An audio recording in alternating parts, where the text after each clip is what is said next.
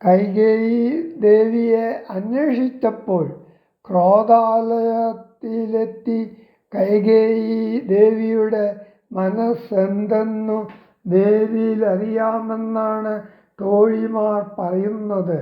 ദശരഥ മഹാരാജാവ് വികാരാവേശത്തിന് അധികം വിധേയമാകുന്നു.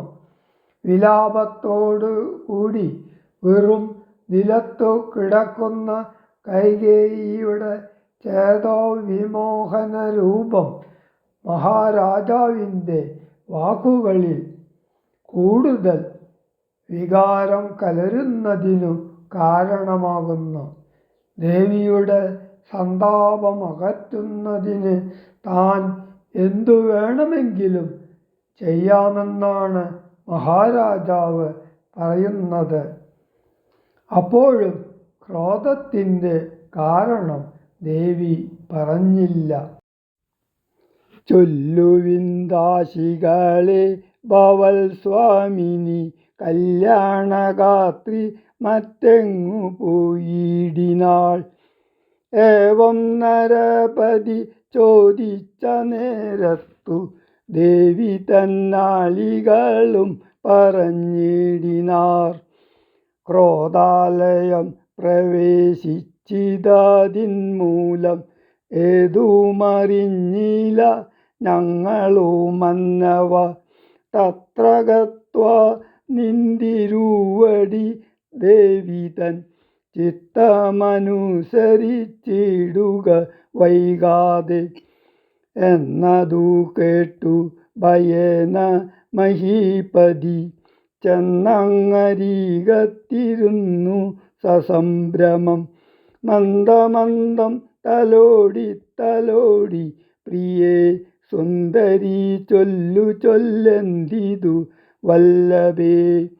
നാദേ വെറും നിലത്തുള്ള പൊടിയണിഞ്ഞാതങ്കമോടു കിടക്കുന്നതെന്തു നീ.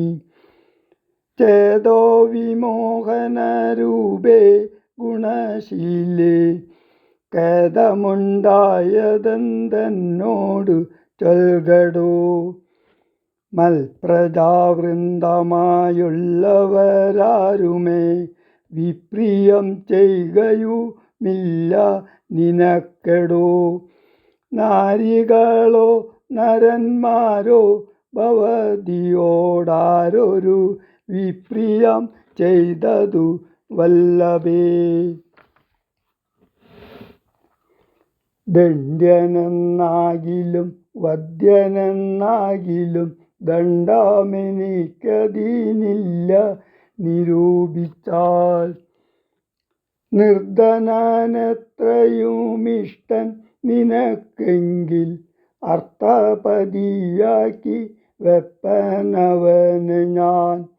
അർത്ഥവാനേറ്റമനിഷ്ടൻ നിനക്കെങ്കിൽ നിർധനനാക്കുവേനെന്നും അവനെ ഞാൻ. വദ്യനെ നൂനം അവദ്യനാക്കിയിടുവൻ വദ്യനാക്കിയിടാം അവദ്യനെ വേണ്ടുകിൽ.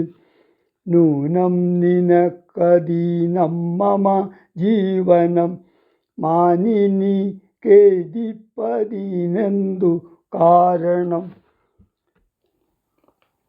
മൽപ്രാണനേക്കാൾ പ്രിയതമനാകുന്ന ദിപ്പോളെനിക്കു മൽപുത്രനാം രാഘവൻ. അങ്ങനെയുള്ള രാമൻ മമ നന്ദനൻ മംഗലശീലനാം ശ്രീരാമനാണേ ഞാൻ. അങ്കനാരത്നമേ ചൈവൻ തവാഹിതം ഇങ്ങനെ ഖേദിപ്പിയായികമാം വല്ലഭേ.